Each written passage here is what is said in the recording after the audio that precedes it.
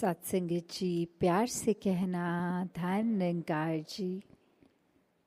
हरी समय यहाँ सभी सत्संग का आनंद लेते हुए और आत्म मंथन के ऊपर जो आज इतना एक जिक्र बार बार, तो ये हर एक के लिए संदेश संतों ने कोई आज का संदेश नहीं है।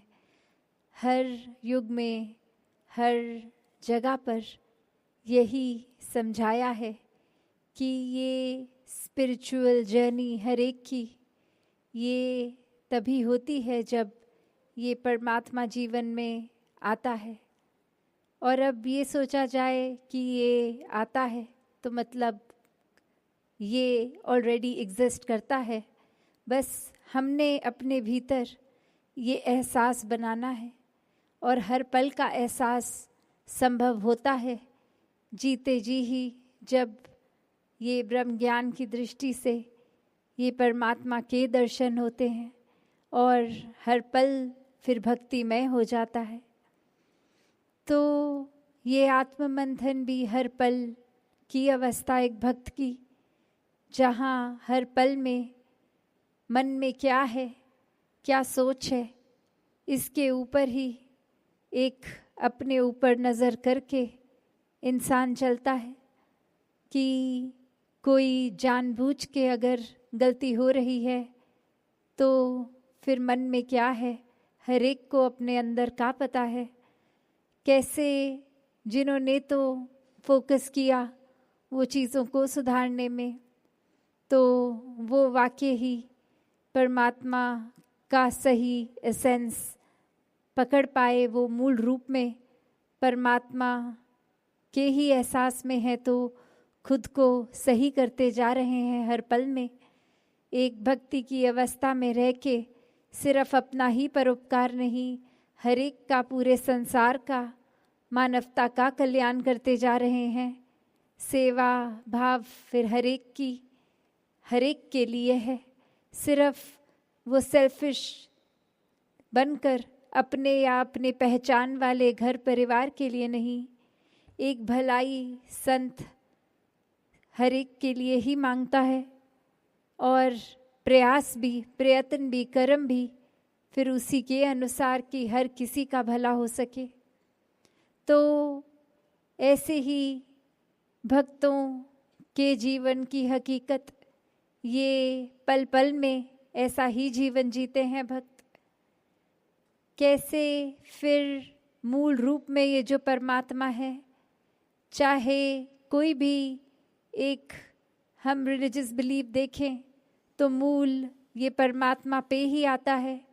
और वो डेफिनेशन भी यही कि ये नाम चाहे कोई अपने श्रद्धा अनुसार कैसा भी बुलाए, पर ये परमात्मा एक कायम दायम है, शुरू से है, अभी है, आगे भी रहना है। ये समय, ये दुनिया, ये सृष्टि, ये सब तो ख़त्म हो जाएगी, ये आई है तो इसने नष्ट होना भी है, पर ये परमात्मा ने वहीं का वहीं एज इट इज़ रहना है। ये परमात्मा जलेगा नहीं, ये डूबेगा नहीं।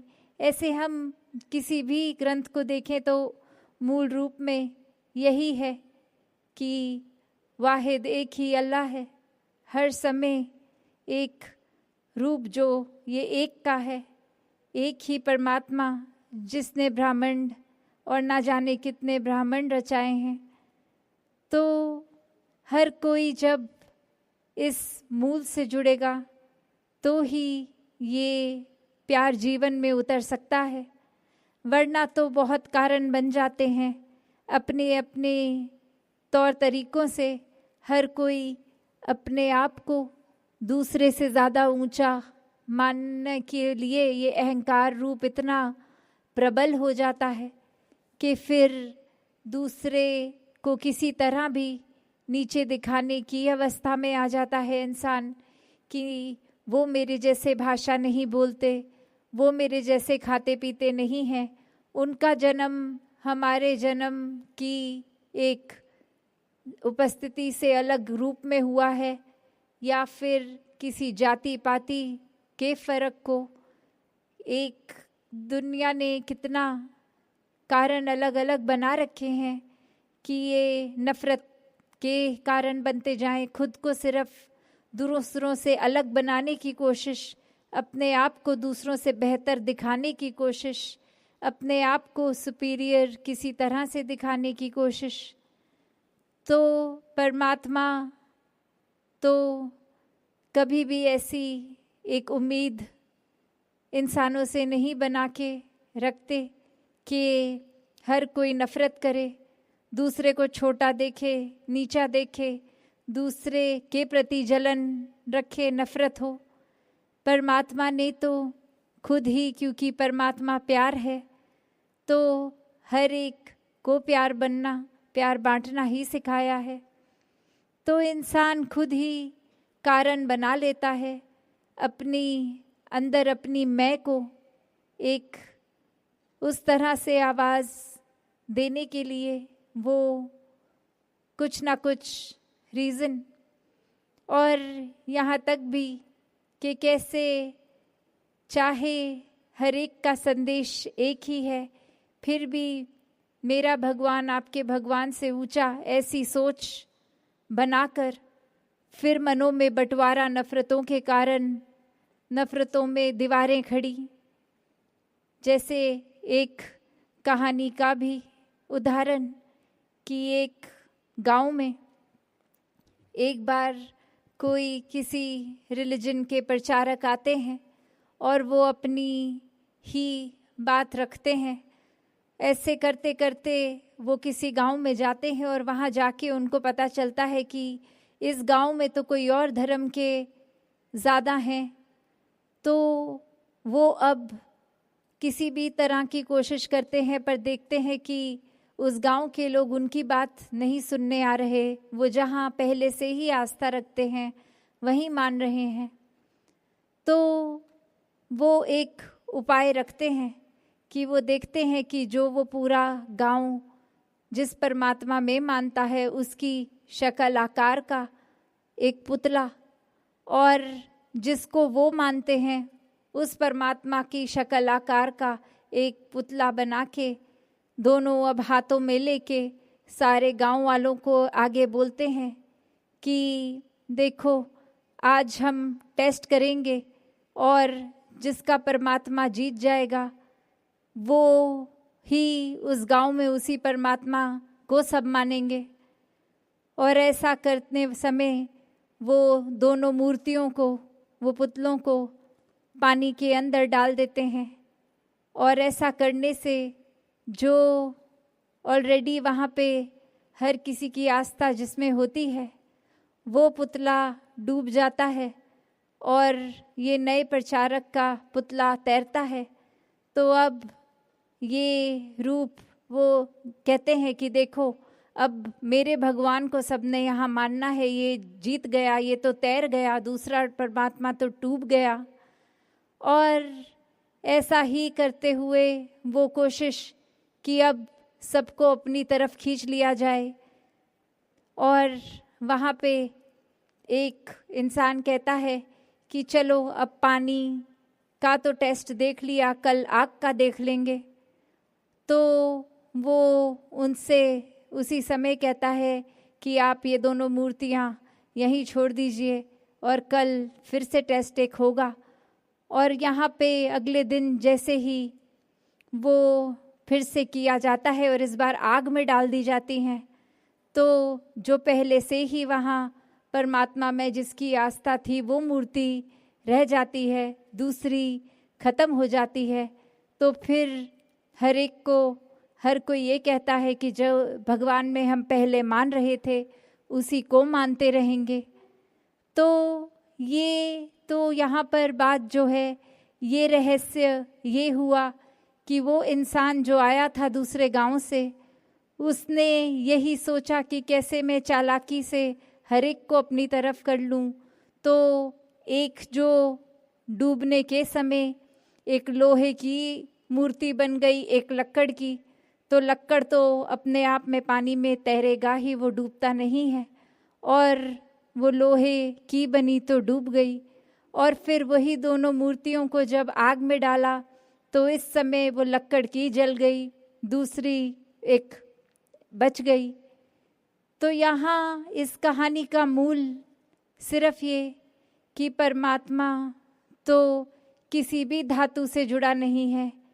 परमात्मा तो ना पानी से भीगता है, ना आग से जलता है। ये तो सिर्फ हर एक ने उस तरह से अपनी बात को आस्था रूप में बनाया है, तो हर एक का ही परमात्मा उस रूप में जैसे आस्था है वो श्रेष्ठ है, किसी का दूसरे का मूल उससे ज़्यादा नहीं। पर परमात्मा तो असल रूप में ये निराकार जो हर एक में, हर एक के अंदर बाहर कण कण में जिसने ये पूरी सृष्टि बनाई, तो भाव यही कि परमात्मा तो प्यार के ऊपर आधारित है, नफरत के नहीं। कभी भी परमात्मा ये नहीं कहेगा कि मैं ऊंचा और बाकी सब नीचे। ये तो वही बात है कि जैसे किसी को हम अगर ऊंचे एक दृष्टि करके देखते हैं, कभी भी अगर हम वाटरफॉल की तरफ देखते हैं तो वो इतने ज़ोर से नीचे गिर रही होती है एक ढलान की ओर, तो वो एहसास होता है कि इतनी ऊंची चीज़ हो के भी ये कितनी विनम्र की नीचे की ओर आ रही है। तो परमात्मा ने भी कभी अपना अस्तित्व अहंकार के रूप में नहीं, एक बस होना, हर समय में उपस्थित, ऐसा ही रूप रखा कि बस एक मूल रूप में परमात्मा हर जगह है, और ये हर गुण भी इसी में है और निर्गुण भी यही है। तो जहाँ परमात्मा का आधार ये अगर हम देखें, परमात्मा love is God and God is love, तो कैसे ये प्यार के ऊपर ही जब अगर सब कुछ है तो हम आपस में एक दूसरे से प्यार क्यों नहीं कर पाते? फिर हम नफ़रत करने के कारण क्यों बनाते हैं? क्यों सोचते हैं कि जहाँ हम जाते हैं वो जगह ही एक पूजनीय जगह है, दूसरे जहाँ जाते हैं वो एक श्रद्धा उनकी ठीक नहीं, उनका परमात्मा गलत है। यहाँ तो बस एक ही है और एक ही के अलग अलग नाम रखे गए हैं। जैसे एक अगर हम बात एग्जाम्पल देखें कि अगर संसार में हर किसी का एक ही नाम हो तो फिर आवाज़ लगाई जाए तो फिर हर कोई समझेगा उनसे बात की जा रही है। तो इसीलिए आगे ये अलग अलग सरनेम्स हो गए कि चलो ये इसका सरनेम ये, तो फिर जब आगे वो नाम से बुलाया जाए तो हर एक को पता लगता है अब मुझे बुलाया जा रहा है। तो ऐसे ही हर किसी ने अपनी आस्था के अनुसार कुछ भी नाम दिया, पर ये सुनने में अलग अलग नाम हो गए। पर यहाँ तो स्पिरिचुअलिटी की जब बात होती है तो वो अलग है ही नहीं, वो इस एग्जाम्पल से बिल्कुल ही अलग चीज़ हो गई कि एंटिटी एक, नाम अनेक। तो हर कोई जहाँ मूल रूप में परमात्मा से वाकई ही अगर प्यार करता है, ये प्रेमा भक्ति के ऊपर जीवन आधारित है, तो ये दिल उस इंसान का वाकई ही विशाल होगा, हर एक को एक्सेप्ट करने की बात होगी। एक दिल में फिर ये नहीं होगा कि दूसरे की गलती दुनिया के आगे बताई जाए कि ये इंसान अच्छा नहीं है। दूसरे के लिए तो भक्त हमेशा यही परमात्मा से अरदास करते हैं कि अगर उन्होंने कुछ गलत बोल भी दिया हमें तो उनके मन में एक ठंडक के भाव रहें, ताकि वो इतनी अंदर पीड़ा ना महसूस करें कि अपना भी दिल जलाएं और दूसरों को भी गालियां दें। तो भक्त तो हमेशा यही प्रयास में लगे रहते हैं कि हर किसी के मन में सुकून हो, हर किसी का दिल विशाल हो, मन में करुणा दया जैसे भाव हों, हर कोई उस तरह ही नज़र आए कि सामने जैसे शीशे में अपना ही चेहरा दिखता है, हर एक में ही खुद को देखा जा रहा है तो पूरे संसार में हर एक का बिना भेदभाव सत्कार हो रहा है। तो ऐसे ही गुणों से युक्त जो ये मानवीय गुण, ये ह्यूमन वैल्यूज़ हैं, हर कोई इन गुणों से युक्त हो सकता है। कुछ समय के लिए नहीं, 24 घंटे के लिए, क्योंकि भक्त तो 24 घंटों का भक्त होता है। कुछ देर को किसी को प्लीज़ करने के लिए या किसी को इम्प्रेस करने के लिए कुछ समय के लिए नहीं अच्छे गुण रखते, हर समय गुणों से युक्त होते हैं। तो ऐसा जीवन हर कोई जी सकता है। बस मूल रूप में ये परमात्मा निराकार, ये सच्चाई, ये डिवाइन, इसको हर पल एक उस तरह एहसास में बनाकर रखना है और हर समय ये आँखों से उस रूप में, चाहे ये निराकार है जो नज़र नहीं आता, पर ये कण कण में है, जब ऐसी ज्ञान रूपी नज़र मिल जाती है तो हर समय इसी के दर्शन होते रहते हैं। तो ऐसा दर्शन हर किसी के हिस्से आए। साथ संगत जी, प्यार से कहना, धन निरंकार जी।